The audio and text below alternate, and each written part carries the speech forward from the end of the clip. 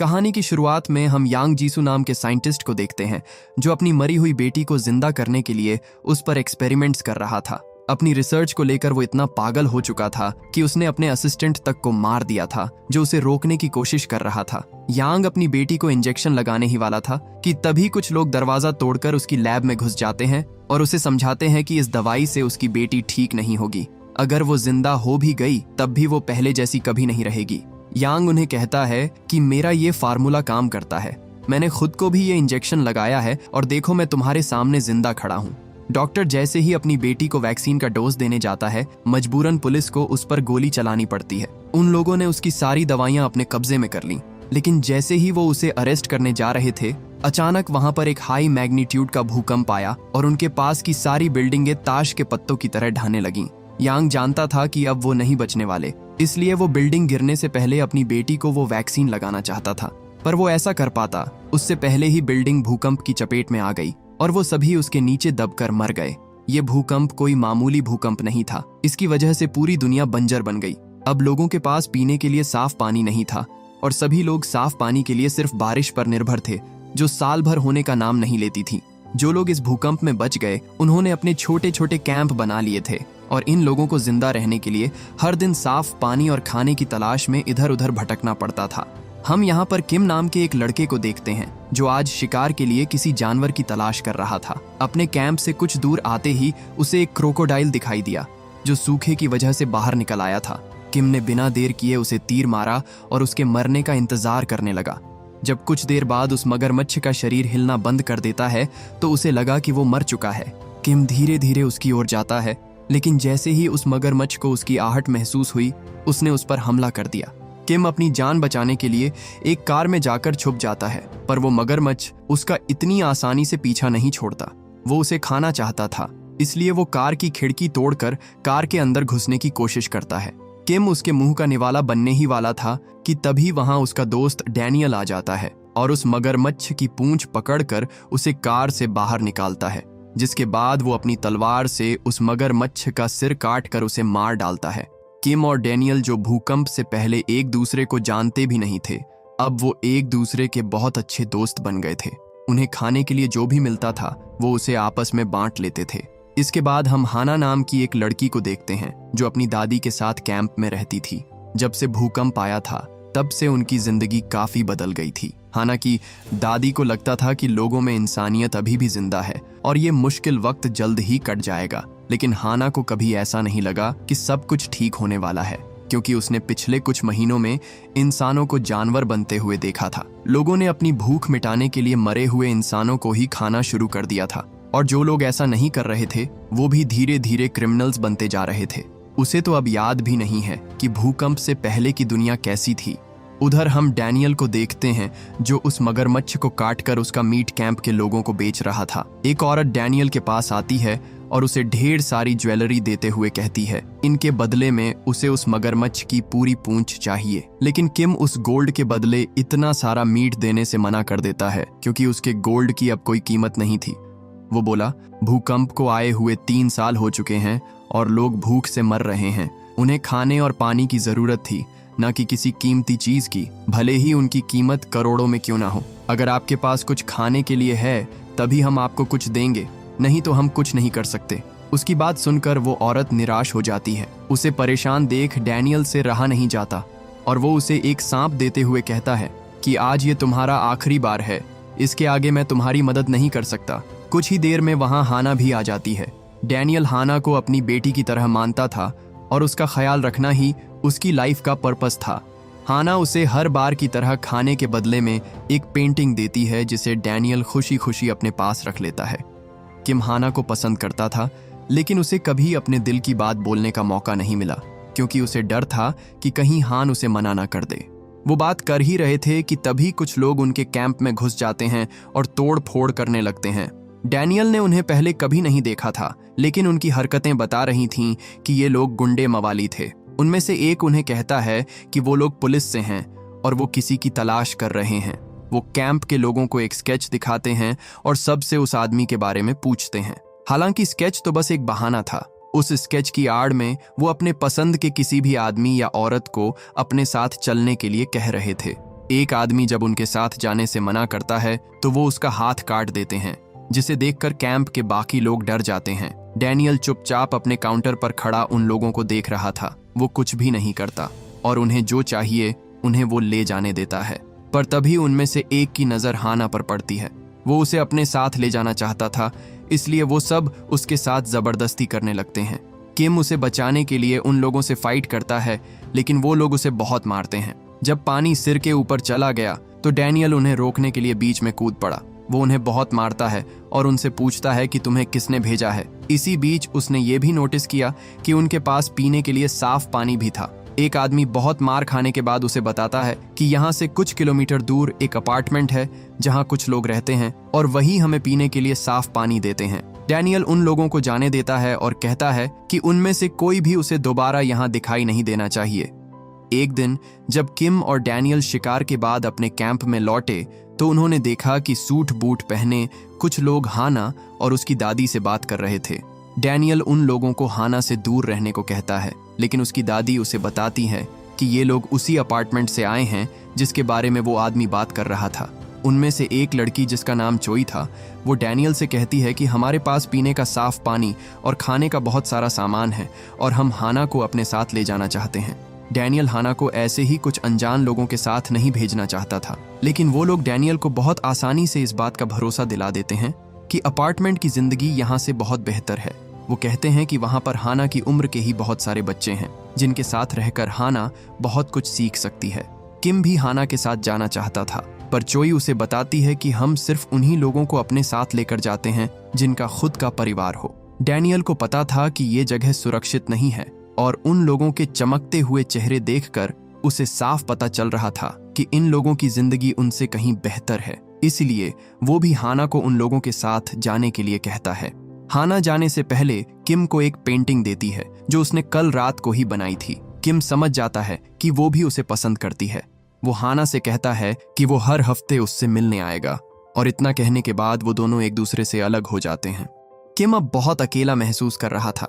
वो डैनियल से कहता है कि अगर तुम उस बाजार वाली औरत से शादी कर लो और मुझे गोद ले लो तो हम भी हाना के पास जा सकते हैं। जिस पर डैनियल उसे कहता है, दुनिया खत्म हो गई है, इसका मतलब ये नहीं कि इंसान अपने वसूलों को ही भूल जाए। मैं उस औरत से शादी नहीं करने वाला, इसके बारे में दोबारा सोचना भी मत। हाना के जाने के बाद डैनियल बहुत दुखी था।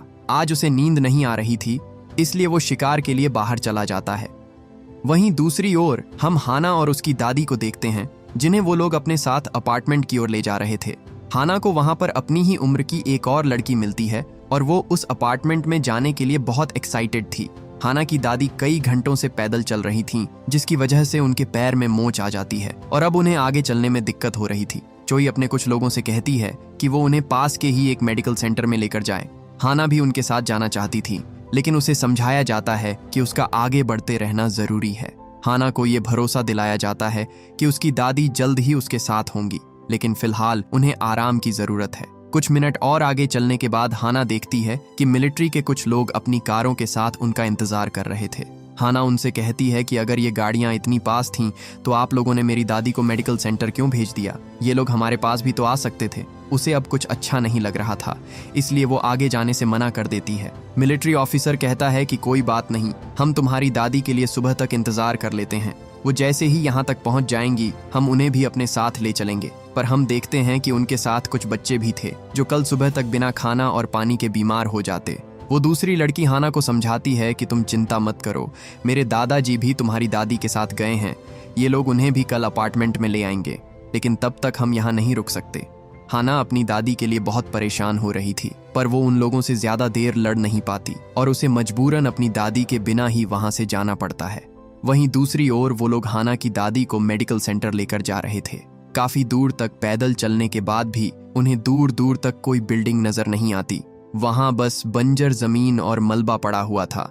जल्द ही वो एक गहरी खाई के पास पहुंच गए, जहां वो उस बुजुर्ग आदमी को धक्का देकर मार डालते हैं। इत्तेफाक से किम भी उसी जगह पर शिकार की तलाश कर रहा था, जो ये होते हुए देख लेता है। उसने दादी को बचाने की कोशिश की, पर वो लोग उन्हें भी मार देते हैं। सबूत मिटाने के लिए वो किम पर भी हमला करते हैं, लेकिन एंड मौके पर डैनियल उसे बचा लेता है। उन लोगों ने 2 बूढ़े और लाचार लोगों का खून किया था, इसलिए डैनियल भी उन्हें मारने से पहले उन पर जरा भी रहम नहीं करता। लेकिन जल्दी ही कुछ ऐसा होता है जिसे देखकर उनके पैरों तले जमीन खिसक जाती है। वो देखते हैं कि ये लोग मरने के बाद भी जिंदा थे और उनकी चोटें भी बहुत जल्दी ठीक हो रही थीं। दोनों उन लोगों को मारने की पूरी कोशिश करते हैं, पर उन्हें मार पाना लगभग नामुमकिन था। जल्द ही वो कमजोर पड़ने लगे। इससे पहले कि दोनों उनके हाथों मारे जाते, अचानक वहां एक लड़की आ जाती है जो इन सुपरह्यूमन से लड़ने में उनकी मदद करती है। वो कहती है कि अगर इन्हें मारना है तो इनके सिर को इनकी बॉडी से अलग करना होगा, जिसके बाद वो बिल्कुल ऐसा ही करते हैं और जल्द ही उन सबको ठिकाने लगा देते हैं। लड़की उन्हें बताती है कि उसका नाम ली युन है और वो एक आर्मी ऑफिसर है। जिस दिन भूकंप आया था उस दिन वो और उसके साथ के कुछ ऑफिसर्स जिंदा बच गए थे। उन्होंने कई महीनों तक बचे हुए लोगों को रेस्क्यू किया, लेकिन उन सभी के रहने के लिए छत और खाने के लिए खाना ढूंढना ही उनकी सबसे बड़ी चुनौती थी। कई दिनों तक इधर उधर भटकने के बाद उन्हें आखिरकार ऐसी जगह मिल ही गई जहां पर पीने के लिए पानी बचा हुआ था। उन्हें रहने के लिए एक बिल्डिंग भी मिल गई और पूरे शहर में वही इकलौती बिल्डिंग थी जो इतने बड़े भूकंप के बाद भी अपने पैरों पर खड़ी थी। हम लोगों ने मिलकर उस जगह को रहने लायक बनाया। वो सभी धीरे धीरे अपने जीवन में सुधार लाने की कोशिश कर ही रहे थे कि तभी एक दिन वहां एक आदमी आया। पता चला कि ये आदमी कोई और नहीं बल्कि डॉक्टर यांग जीसू था, जिसने पता नहीं कैसे पर इस अर्थक्वेक को सरवाइव कर लिया। ली कहती है कि वो आदमी एक डॉक्टर था और हमें एक डॉक्टर की बहुत ज़रूरत थी, इसलिए हमने उसे भी अपने परिवार का हिस्सा बना लिया। जीसू शुरुआत में तो सबसे अच्छे से पेश आ रहा था, लेकिन उसके आने के बाद बच्चे अचानक से गायब होने लगे। मुझे जब उस पर शक हुआ तो एक दिन मैं उसके पास गई और उससे उन गायब हुए बच्चों के बारे में पूछा। तब मुझे पता चला कि वो हमारे पीठ पीछे इंसानों पर एक्सपेरिमेंट कर रहा था। यहाँ हमें पता चलता है कि यांग ने अपनी बेटी को जिंदा करने के लिए जो वैक्सीन बनाई थी वो कोई आम दवाई नहीं थी। उस इंजेक्शन की वजह से वो उस बिल्डिंग में महीनों तक फंसा रहने के बाद भी जिंदा बच गया।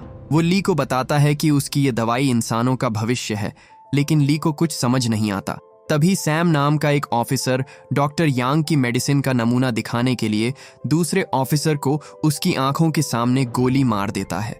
लगा जैसे वो मर गया, लेकिन गोली लगने के कुछ ही सेकंड बाद ही वो फिर से बिल्कुल ठीक हो गया।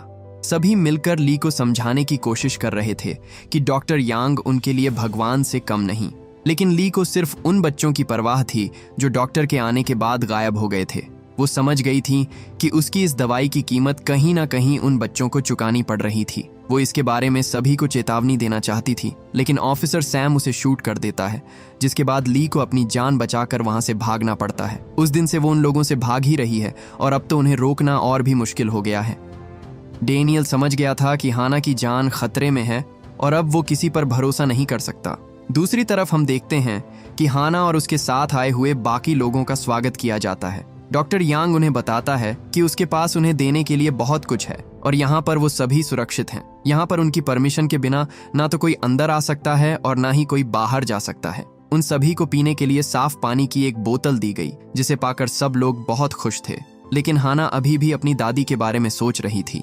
जोई उसे बताती है कि वो अभी भी हेल्थ सेंटर में हैं और उन्हें यहाँ पहुँचने में थोड़ा समय लगेगा। बेचारी हाना इस बात से बिल्कुल अनजान थी कि उसकी दादी मर चुकी है और ये सब उसे झूठ बोल रहे थे। जल्द ही बच्चों को उनके माता पिता से अलग कर दिया जाता है।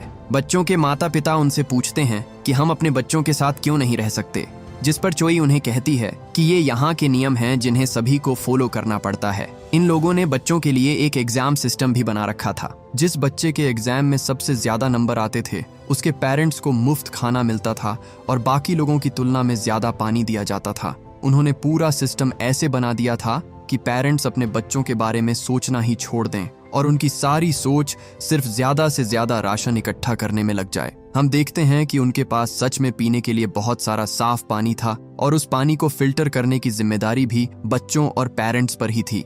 उधर ली और डेनियल उन लोगों पर अटैक करने का प्लान बना रहे थे, लेकिन उस अपार्टमेंट के अंदर घुसना इतना आसान नहीं था। इसके बाद डेनियल उन लोगों के पास गया जिन्होंने उसके कैंप पर हमला किया था। ये लोग गुंडे मवाली थे और साफ पानी पाने के लिए अक्सर उस अपार्टमेंट में आते जाते रहते थे। उस गैंग का बॉस, जो डेनियल से पहले से ही चिढ़ा हुआ था, वो अपने लोगों से कहता है कि आपस की लड़ाई छोड़कर सबसे पहले उसे मारो।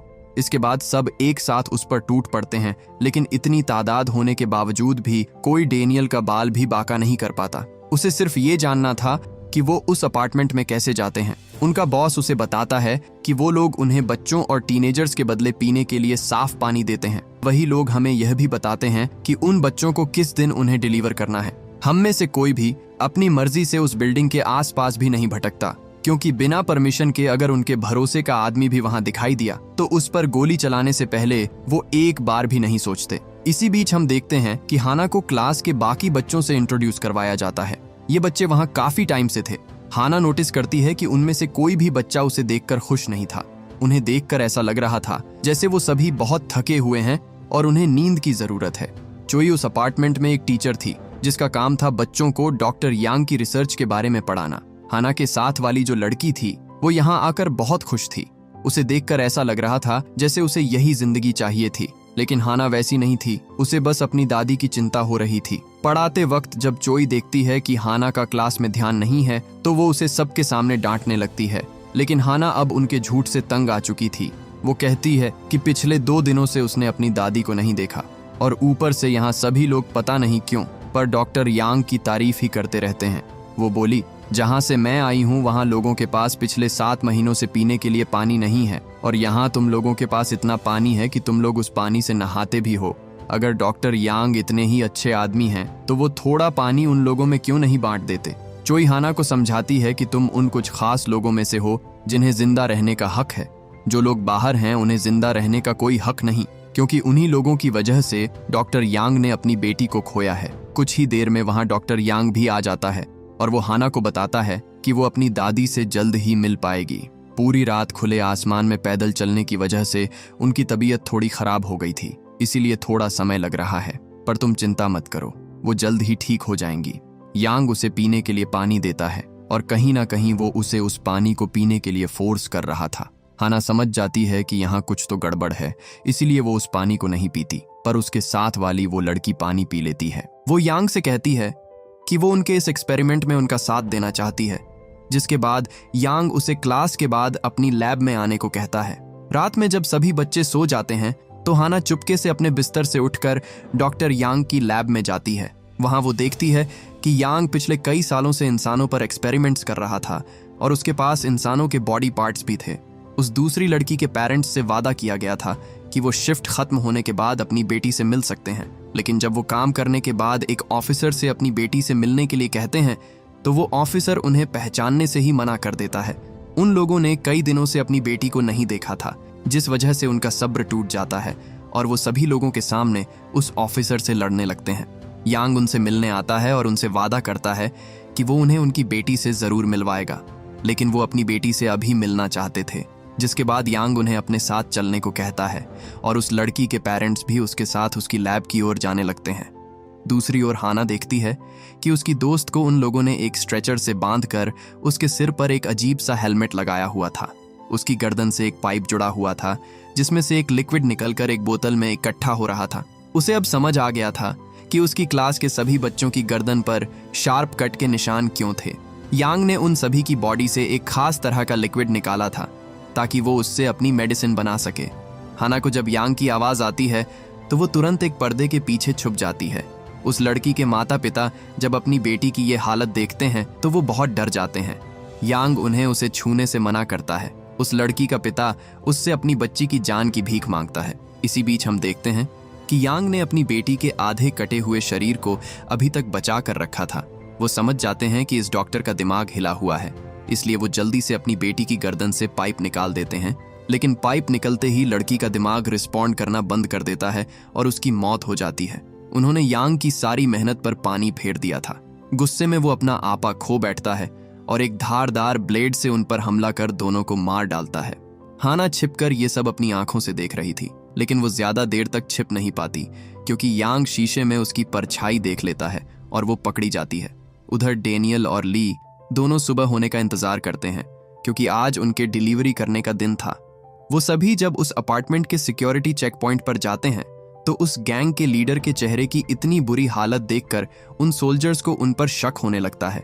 वो जब ट्रक खोलकर देखते हैं तो उन्हें पीछे किम और ली दिखाई देते हैं, लेकिन उन्होंने अपने चेहरे ढक रखे थे। सोल्जर उनसे कहते हैं कि ये सब तो ठीक है, लेकिन आज हम कोई नया शिपमेंट नहीं लेंगे, तुम अभी इसी वक्त वापस चले जाओ।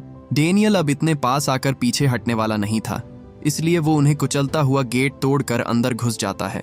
वॉन देखता है कि ली फिर वापस लौट आई है, पर इस बार वो उसे किसी भी हालत में यहाँ से जिंदा नहीं जाने देना चाहता था। वो अपने सभी सोल्जर्स को उन्हें मारने के ऑर्डर्स देता है, जिसके बाद उनकी पूरी टीम उन तीनों को घेरकर फायरिंग शुरू कर देती है। दूसरी ओर यांग हाना की गर्दन में वही पाइप लगाकर उसकी बॉडी से वो लिक्विड निकालने की तैयारी शुरू कर देता है। हाना इस पूरे प्रोसेस के दौरान होश में थी। यांग उसे बताता है कि तुम कितनी लकी हो कि तुम्हारे ऊपर इसका कोई साइड इफेक्ट नहीं होगा। वो कहता है कि ये जो तुम्हारी बॉडी में खास लिक्विड है, यही मुझे जिंदा रखता है, लेकिन मैं इसे सीधे तुम्हारी बॉडी से नहीं निकाल सकता, इसलिए हम तुम्हें इतना सारा पानी पिलाते हैं। उस पानी के अंदर एक खास तरह का केमिकल होता है जो इस पूरे प्रोसेस को और भी आसान कर देता है। डॉक्टर अपने हर एक पेशेंट को अपने सारे सीक्रेट बताया करता था। उसे इससे खुशी मिलती थी, क्योंकि वो जानता था कि ये सभी बच्चे या तो मर जाएंगे या फिर इन्हें कुछ भी याद नहीं रहेगा। ली आगे बढ़ने से पहले अपने पुराने साथियों को छुड़ाना चाहती थी, क्योंकि सिर्फ वो 3 लोग काफी नहीं थे। ली जब उन्हें ढूंढते हुए बेसमेंट में गई तो उसने देखा कि उसके दोस्त अब पहले जैसे नहीं थे। उसके जाने के बाद यांग ने उनके ऊपर बहुत एक्सपेरिमेंट किए, जिसकी वजह से वो सभी एक चलती फिरती लाश बन गए। ली को देखते ही वो उस पर हमला कर देते हैं, जिसके बाद ना चाहकर भी उसे उन सभी को मारना पड़ता है। ली उनसे कहती है कि अब हमें यहाँ से भाग जाना चाहिए, क्योंकि हम इन लोगों से नहीं लड़ सकते। लेकिन डेनियल हाना को लिए बिना कहीं नहीं जाने वाला था। इसके बाद वो सभी सोल्जर्स को मारते हुए ऊपर की ओर बढ़ने लगते हैं। पता चलता है कि हर किसी के पास वो सुपर ह्यूमन सीरम नहीं था। उनमें से कुछ लोगों को छोड़कर बाकी के सभी लोग आम इंसान ही थे। इसके बाद वो तीनों अलग अलग होकर आगे बढ़ने लगते हैं। ली जब लैब की ओर जा रही थी तो वॉन उसके सामने आकर खड़ा हो जाता है और कहता है कि तुम हमारे साथ हाथ मिला लो, हम इन लोगों से ज्यादा अच्छी जिंदगी जी सकते हैं। लेकिन ली समझौता करने को तैयार नहीं थी। उन दोनों में बहुत लड़ाई होती है, पर वॉन के पास सुपर ह्यूमन पावर्स थी, इसलिए ली उसके सामने ज्यादा देर तक टिक नहीं पाती है। वॉन ली को मारकर अपार्टमेंट से नीचे फेंक देता है और फिर बाकी लोगों को ढूंढने लगता है। उधर किम चोई को पकड़ लेता है और उससे कहता है कि वो उसे लैब में लेकर चले। ऊपर जाते वक्त उसे रास्ते में वॉन मिलता है, जो उसे आगे नहीं जाने देता। किम उसे चोई को मारने की धमकी देता है, लेकिन वॉन को उसके मरने या जीने से कोई फर्क नहीं पड़ता था, क्योंकि चोई पहले से एक कैंसर की पेशेंट थी, जो जिंदा रहने के लिए डॉक्टर यांग से मदद की आस लगाए उसके लिए काम कर रही थी। डेनियल भी उसे ढूंढते हुए उसी फ्लोर पर आ जाता है और वो किम से कहता है कि तुम इसे लेकर जाओ और हाना को बचाओ, तब तक मैं इसे संभालता हूँ। दूसरी तरफ यांग ने हाना की बॉडी से उस लिक्विड को निकाल लिया था। हाना उससे कहती है कि तुम एक मॉन्स्टर हो, अगर आज तुम्हारी बेटी जिंदा होती तो उसे भी तुम्हें अपना पिता कहने पर शर्म आती। ये सुन यांग बहुत गुस्सा हो जाता है। हाना अब उसके किसी काम की नहीं थी, इसलिए वो मारने के लिए एक स्कैल्प उठाता है, लेकिन तभी उसकी बॉडी में अचानक से बहुत तेज दर्द होने लगा। यांग जब खुद को आईने में देखता है तो उसे अपने चेहरे पर अपनी मेडिसिन के साइड इफेक्ट्स दिखाई देते हैं। हाना उस पर हंसने लगती है और उसे बताती है कि ये तो होना ही था, क्योंकि तुम लोगों ने मुझे जो पानी दिया था मैंने उसकी एक बूंद भी नहीं पी। यांग को पता था कि ये साइड इफेक्ट्स कितने खतरनाक हैं, और ऊपर से उसके पास इसका कोई इलाज भी नहीं था। इसी बीच किम उनकी लैब तक पहुंच जाता है और उसे रोकने की कोशिश करता है। यांग उसे कहता है कि अपनी गन नीचे रख दो, नहीं तो मैं इस लड़की को मार दूंगा, जिसके बाद किम को अपने हथियार नीचे रखने पड़ते हैं। दूसरी तरफ हम देखते हैं कि वॉन डेनियल को रोकने की पूरी कोशिश करता है, लेकिन इंसान होने के बाद भी डेनियल बहुत ताकतवर था। दोनों में जबरदस्त फाइट होती है और आखिर में डेनियल वॉन के सिर को उसकी बॉडी से अलग कर उसे मार देता है। हम देखते हैं कि यांग यहाँ से जल्द निकलना चाहता था, इसलिए वो अपनी बेटी की बॉडी को एक सूटकेस में पैक करके वहां से भागने लगता है। चोई यांग से उसे भी अपने साथ ले चलने की रिक्वेस्ट करती है, पर यांग बोला, तुम वैसे भी मरने वाली हो, मेरे पास तुम्हारा कोई इलाज नहीं है, तुम मेरे साथ आकर क्या करोगी। बस इतना कहकर उसने लैब में ग्रेनेड फेंक दिया, जिसके धमाके से उस टीचर की मौत हो गई। हालांकि किम और हाना एक टेबल के पीछे छुपकर खुद को उस एक्सप्लोजन से बचा लेते हैं। वहीं दूसरी तरफ डॉक्टर यांग उस अपार्टमेंट से भागने की कोशिश कर रहा था, लेकिन जैसे ही वो नीचे आता है, उन बच्चों के परिवार वाले उसे चारों तरफ से घेर लेते हैं। वो उससे अपने बच्चों के बारे में पूछ रहे थे, और जब यांग उन्हें उनके सवालों का जवाब नहीं दे पाता तो पूरी भीड़ उसे मिलकर पीटने लगती है। सभी उस पर बहुत गुस्सा थे। इससे पहले कि वो लोग उसे पीट कर मार डालते, यांग एक असॉल्ट राइफल उठाकर उन लोगों पर अंधाधुंध फायरिंग कर देता है। उसने अपना दिमागी संतुलन पूरी तरह से खो दिया था और इसी वजह से वो अनगिनत लोगों को मौत के घाट उतार देता है। लेकिन जब यांग को होश आया तो उसकी नजर उस सूटकेस पर पड़ती है जिसके अंदर उसने अपनी बेटी की बॉडी रखी थी। वो देखता है कि उसने गलती से उस सूटकेस पर भी फायरिंग कर दी थी, जिसकी वजह से उसकी बेटी का शरीर अब पूरी तरह से खत्म हो चुका था। अब उसे किसी भी तरह जिंदा कर पाना बिल्कुल नामुमकिन था। हाना कहती है, तुम उसे पहले भी नहीं बचा सकते थे और अब भी नहीं, वो जा चुकी है। तुमने जो इतने मासूम लोगों के साथ किया, ये उसी का फल है। यांग अपनी इस हालत का जिम्मेदार सिर्फ और सिर्फ उसे मानता था, इसलिए वो मरने से पहले हाना को भी मारने की कोशिश करता है। लेकिन जैसे ही वो अपनी गन हाना की तरफ करता है, डेनियल उसे गोली मार देता है और इस तरह उस डॉक्टर का खेल हमेशा के लिए खत्म हो जाता है। आखिर में हाना अपनी दादी की कब्र के पास जाती है और वहां पर फूट फूट कर रोने लगती है, क्योंकि उसे नहीं पता था कि उन लोगों ने उन्हें मार दिया है। इसी तरह कुछ हफ्ते बीत जाते हैं और हम देखते हैं कि सब कुछ फिर से नॉर्मल होने लगा था। उस अपार्टमेंट के साथ कैंप के बच्चों और वहां के लोगों की बहुत बुरी यादें जुड़ी हुई थीं, इसलिए कोई भी दोबारा उसके बाद वहां नहीं गया। और इसी के साथ ये मूवी यहीं खत्म हो जाती है।